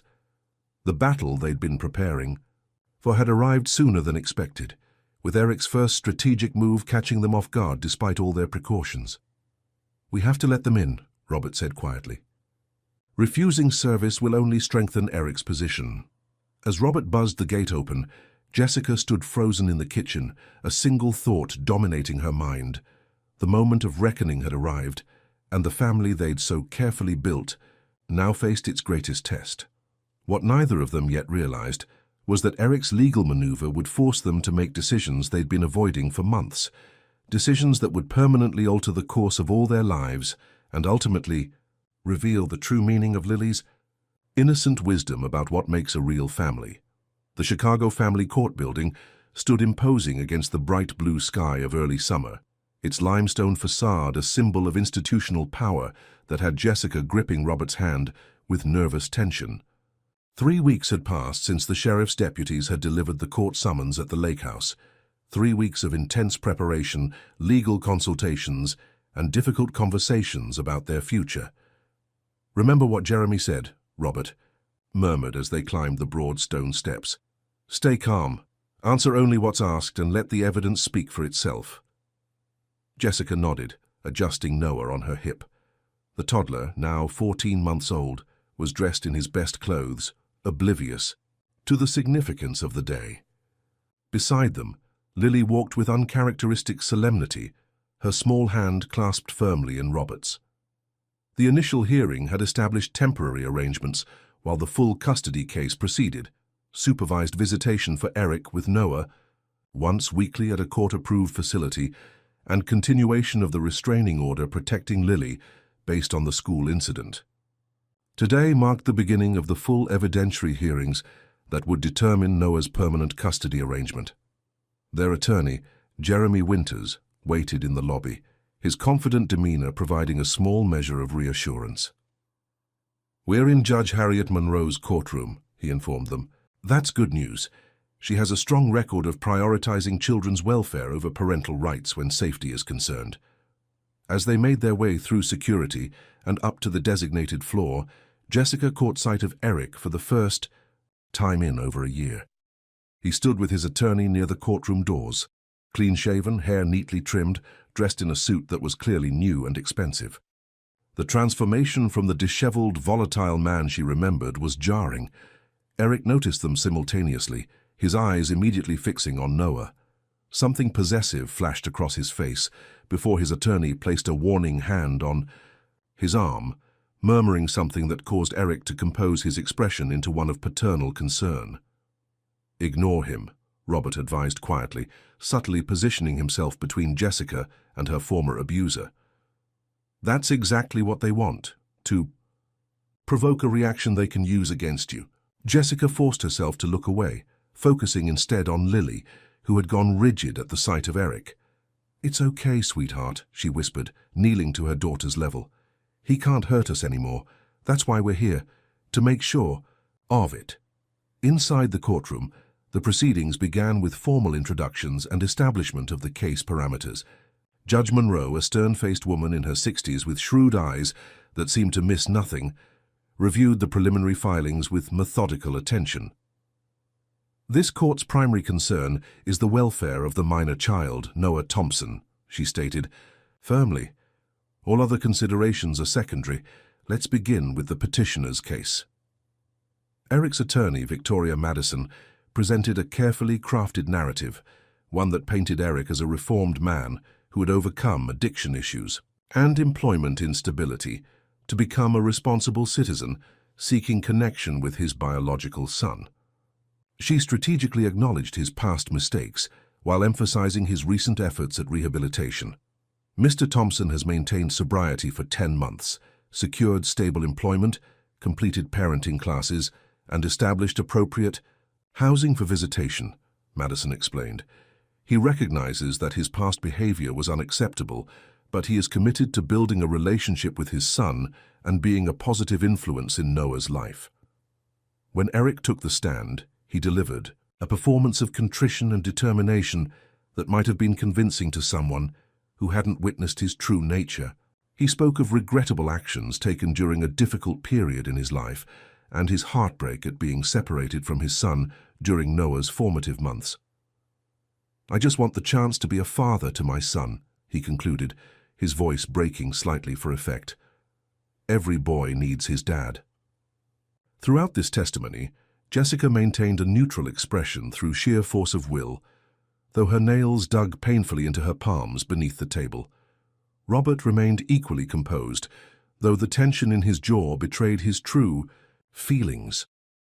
The calculated manipulation became clearer when Madison introduced their key argument, that Jessica had deliberately alienated Noah from his father by entering into a relationship with Robert, a wealthy man who could provide financial advantages Eric couldn't match. Ms. Collins chose to replace her child's biological father with a financial benefactor, Madison argued. And while Mr. Westfield's generosity is admirable, it does not give him the right to supersede Mr. Thompson's paternal relationship. No amount of money should be allowed to sever the natural bond between father and son. When it was their turn to present, Jeremy methodically dismantled this narrative with documentary evidence, police reports of Eric's violent episodes, medical records of Jessica's PTSD diagnosis, testimony from the school security guard regarding the attempted abduction, and financial records showing Eric had never provided a single dollar of support for Noah, despite court orders to do so. Most compelling was the video deposition Lily had insisted on providing. The judge's expression softened visibly as the 8-year-old recounted with simple, devastating honesty the environment Eric had created during his time with their family. "He would break Mom's things when he got angry," Lily explained calmly. "So he called her bad names and said she was stupid. Sometimes he would push her. One time he threw his phone and it hit the wall near Noah's crib and made Noah cry, but he just yelled louder." When asked about Robert, Lily's face brightened. "Mr. Robert never yells. He helps Mum when she's sad, and he reads me stories, and he taught Noah how to clap his hands. He makes us feel safe." The contrast couldn't have been more stark, and Jessica saw the impact in Judge Monroe's thoughtful expression as she made notes. The pivotal moment came during cross-examination, when Madison attempted to portray Jessica's relationship with Robert as opportunistic. "Ms. Collins, isn't it true that you and your children were homeless before meeting Mr. Westfield?" Madison asked, her tone deliberately sympathetic yet subtly accusatory. "Yes," Jessica answered simply. "We were living under an overpass after fleeing Eric's abuse. And Mr. Westfield, a wealthy bachelor, offered you housing, financial support, and other benefits shortly after meeting you." "He offered us emergency shelter during a blizzard," Jessica corrected. "The other support developed gradually as he came to know us as people, not charity cases." Madison smiled thinly. "But you must admit the arrangement has been quite beneficial to you financially. Housing, education for your daughter, medical care for your son, things you couldn't provide independently." Jessica felt Robert tense beside her, but Jeremy had prepared her for this line of questioning. "The arrangement has benefited all of us," she replied steadily. "Robert gained a family after years of isolation following his wife's passing. The children gained stability and safety. And yes, I gained resources to provide better for my children. That's what families do, support each other in different ways." "So you acknowledge that your relationship with Mr. Westfield is romantic in nature?" Madison pressed, seizing on the word family. Jessica paused, meeting Robert's gaze briefly before answering. "Our relationship evolved from friendship to something deeper over time. We didn't plan it, but we don't deny it either." "How convenient," Madison remarked with calculated skepticism. "And when exactly did this romance bloom? Before or after you became aware of Mr. Thompson's petition for custody?" Jessica felt heat rise in her cheeks, but maintained her composure. "Emotions don't follow legal timetables, Miss Madison. Robert and I grew closer gradually through shared experiences and mutual respect. We've been careful to maintain appropriate boundaries because of my recovery process and the children's needs." The questioning continued for hours, with Madison attempting to characterize their unconventional family as a calculated arrangement, while Jeremy methodically reinforced the documented history of Eric's abuse and abandonment contrasted with Robert's consistent support. When Robert took the stand, his testimony cut through the legal maneuvering with simple sincerity.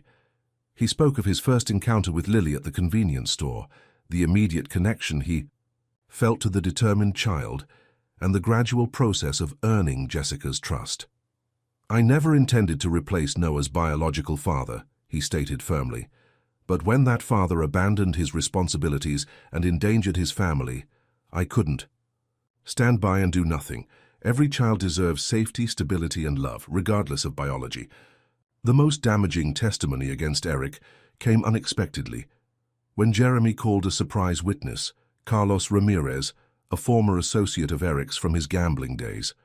Ramirez testified that Eric had approached him 3 months earlier, asking for help contacting people who might put pressure on Jessica to relinquish custody. "He said there was big money involved," Ramirez explained.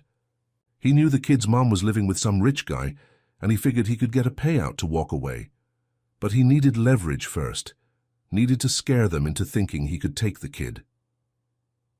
Eric's outburst at this revelation, half rising, from his seat with a muttered profanity before his attorney restrained him, did more damage to his case than any testimony could have.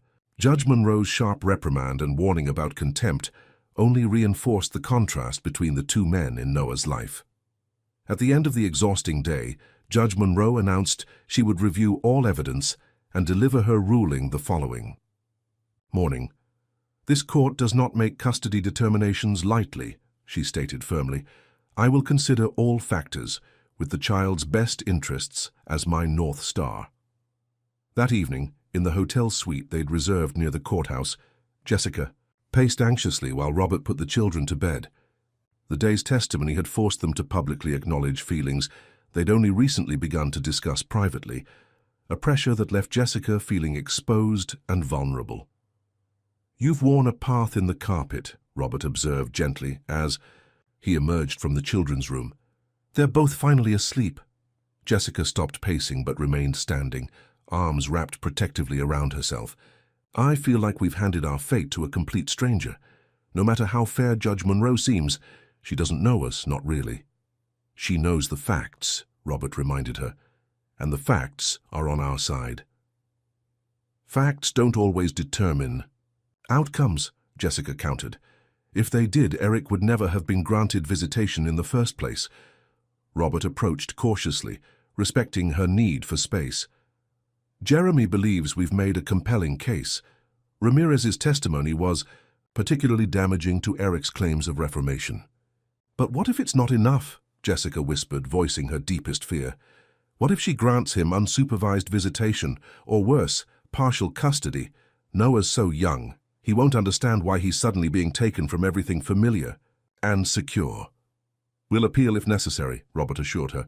"Fight every step of the way." Jessica finally met his gaze directly. "You said we, even after the way Madison portrayed our relationship. The insinuations about your motives?" "Especially after that," Robert replied without hesitation, "because she got one thing right. We are a family now, in all the ways that matter. Maybe not in the traditional sense, and certainly not on the timeline we might have chosen, but a family nonetheless." The simple declaration broke through Jessica's remaining defenses. The stress of the hearing, combined with months of emotional guardedness, finally overwhelmed her composure. Silent tears slipped down her cheeks as Robert carefully gathered her into his arms. "I'm so tired of fighting," she confessed against his shoulder. "First Eric, then my own trauma, now the courts. It never ends." "It will end," Robert promised. "Maybe tomorrow, maybe after more battles, but eventually we'll win because we're fighting for something real, something worth protecting." They stayed that way for long moments, finding comfort in the physical affirmation of their bond. When Jessica finally stepped back, wiping away tears, her expression had shifted from despair to determination. "Whatever happens tomorrow," she said firmly, "I want you to know that the children and I were saved by your kindness long before. We knew the court battle was coming. You chose us when you had no obligation to, and that choice changed everything." Robert touched her face gently. "You saved me too, Jessica. You and the children brought life back into my world when I'd forgotten what it meant to truly live." The following morning, they returned to the courtroom with renewed resolve. Lily insisted on attending the ruling, her small face solemn with understanding beyond her years. Even Noah seemed to sense the gravity of the occasion, remaining unusually quiet in Robert's arms. Judge Monroe entered promptly at 9, her expression revealing nothing as she took her seat and arranged her notes. The courtroom fell silent, the tension palpable as all parties awaited her decision. "Having reviewed all testimony and evidence in this matter," she began formally, "I am prepared to rule on the petition for custody of minor child Noah Thompson." Jessica reached for Robert's hand, gripping it tightly as the judge continued. "This court has been presented with two starkly different narratives regarding what serves the best interests of this child. On one side, a biological father seeking to establish a relationship after a significant absence. On the other, A mother who has demonstrated extraordinary resilience in protecting her children from documented abuse, with the support of a consistent father figure who, while not biologically related, has proven his commitment through actions rather than mere words.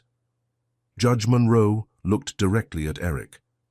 "Mr. Thompson, while the court acknowledges your stated desire to be part of your son's life, your actions speak louder than your testimony. The evidence clearly establishes a pattern of abuse, abandonment, and concerning motives regarding your sudden interest in custody. The testimony regarding your apparent interest in financial gain, rather than your son's welfare, is particularly troubling." She turned to Jessica and Robert. "Miss Collins, Mr. Westfield, the stable environment you have created together, despite unconventional beginnings, demonstrates a commitment to these children that this court finds both genuine and admirable. The progress Ms. Collins has made in her recovery, with appropriate therapeutic support, and the academic and social development of both children in your care speak to the security and nurturing atmosphere you have established." Taking a deep breath, Judge Monroe delivered her ruling. "Therefore, it is the decision of this court to grant full legal and physical custody of Noah Thompson to Jessica Collins, with no visitation rights granted to Eric Thompson at this time."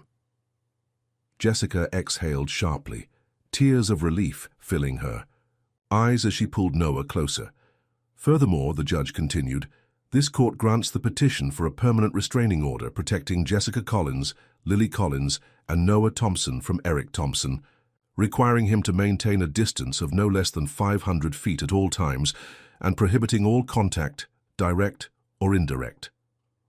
Eric slammed his hand on the table, rising halfway before his attorney yanked him back down, whispering urgently in his ear. Judge Monroe fixed him with a stern glare, but continued without direct comment on his outburst. "Finally, regarding the matter of financial support, the court orders Eric Thompson to fulfill all previously established child support obligations, with payments to be garnished directly from any future employment wages. The court notes that Mr. Thompson's failure to provide any support to date would typically result in penalties. However, given Ms. Collins's request to waive these in exchange for the permanent restraining order, the court will honor that preference." With a final tap of her gavel, Judge Monroe concluded, "This court retains jurisdiction for enforcement of these orders. We are adjourned." The aftermath passed in a blur. Jeremy's congratulations, the security team escorting them safely from the building while Eric was deliberately detained inside, the celebration dinner at a restaurant with a private room where Lily could finally relax her vigilance and behave like the child she was. It wasn't until much later, after the children were asleep in their hotel beds, that Jessica and Robert had a moment alone on the suite's balcony, overlooking the Chicago skyline. "It's really over," Jessica marveled, still processing the day's victory. "Noah is safe. We're all safe." "The legal battle is over," Robert agreed, "but our story is just beginning." Jessica turned to him, illuminated by the city lights and the freedom of having finally secured her children's future. "What happens now? We go back to the apartment, resume our lives?" Robert took her hands in his expression serious yet hopeful. "If that's what you want, or, Jessica prompted, echoing their conversation from weeks earlier. "Or we could make this family official," Robert suggested quietly. "Not right away, we should give ourselves and the children time to adjust, to be sure. But eventually, if you're willing, I'd like to formally adopt Lily and Noah, and I'd like to ask you to consider becoming my wife." Jessica's breath caught at the unexpected proposal. "Robert, are you sure? The children and I come with so much baggage, so many challenges." "I've never been more certain of anything," he replied simply. "These past 6 months have shown me what matters in life, and it isn't stock portfolios or corporate acquisitions. It's the family we've built together, complicated, unconventional, and absolutely perfect in its imperfection." Jessica studied him in the moonlight, this man who had walked into their lives by chance and stayed by choice, who had seen her at her most broken and never once made her feel diminished by it, who loved her children as his own. "I can't give you an answer tonight," she said honestly. Not because I don't care for you, but because I need to be certain that any decision I make comes from strength, not fear or gratitude." Robert nodded, understanding as always. "Take all the time you need. We have that luxury now." "But I can tell you this," Jessica continued, moving closer to him. "Whatever happens next, we face it together, as a family." Their kiss beneath the Chicago stars sealed a promise that had begun on a snowy December night with a child's simple vow: "I'll pay you back someday." 15 years later, the Chicago Tribune's Sunday Culture section featured a prominent article about upcoming book releases, with particular attention to a debut collection of short stories by promising young author Lily Collins Westfield. Promises We Keep explores the complexity of family bonds forged through adversity rather than biology, the reviewer wrote. Collins Westfield draws on personal experience to craft stories of remarkable emotional depth, examining how moments of unexpected kindness can transform lives across generations. In the author photo, Lily stood confidently between her parents, Jessica Collins Westfield, now a respected counselor specializing in trauma recovery and domestic violence intervention, and Robert Westfield, who had shifted much of his business empire toward affordable housing initiatives and family support programs in recent years. Beside them stood Noah, a handsome teenager whose only memories of early hardship came from family stories rather than personal experience. The book's release coincided with another significant milestone, the 15th anniversary of that fateful night at Miller's 24-hour mart. To mark the occasion, Lily had insisted on a particular errand before her first official book signing. The convenience store had changed little over the years, though the neighborhood around it had improved. Sam Miller had retired, passing the business to his son, Michael, but still helped out occasionally. It was Sam who was behind the counter when the bell jingled and the Collins Westfield family entered. "Well, I'll be," Sam exclaimed, recognizing Robert immediately, and then with growing amazement, the confident young woman beside him. "Is that little Lily, the girl from the snowstorm?" "It's me, Mr. Miller," Lily confirmed with a warm smile, "and I've come to keep a promise." From her purse, she withdrew an envelope and handed it across the counter. 15 years ago, I promised to pay you back for diapers, wipes, and food when I grew up. Today, I'm fulfilling that promise." Sam opened the envelope with trembling fingers to find a check, not for the small amount those original items had cost, but for a substantial donation to the children's shelter he had supported for decades. "I've never forgotten your kindness that night," Lily continued. "In fact, I've written about it in my first book, how a simple act of compassion can create ripples that transform lives." "I didn't do anything special," Sam protested, blinking back tears. "Anyone would have helped a child in need." "But not everyone did," Robert noted quietly. "You did, and that made all the difference." Jessica, who had remained silent, finally spoke. "We wanted you to know that your kindness that night wasn't just about diapers or shelter. It was the first step toward healing for all of us. It showed me that good people still existed in the world when I'd almost lost faith in humanity." "I tell your story all the time," Sam admitted, "about the little girl who promised to pay me back someday. I use it to remind people that honor and determination can exist even in the youngest hearts." Noah, who had been examining the candy display with teenage casualness, joined the conversation. "Mom and Dad say that night changed everything. That promises matter even when they're hard to keep." "Especially then," Lily corrected with the wisdom that had always been her hallmark. "A promise kept against all odds is what builds trust. And trust is what builds families, the ones we're born into and the ones we create along the way." As they left the store to head to Lily's book signing, Robert's arm around Jessica's waist and Noah walking ahead with his sister, they embodied the truth at the heart of Lily's stories, that family isn't defined by blood or circumstance, but by the daily choice to stand together when the world feels dark, to believe in each other when it's hard to believe in yourself, and to keep the promises made when they matter most. The promise of a desperate child on a snowy night had indeed been kept, not just through a charitable donation, but through the lives that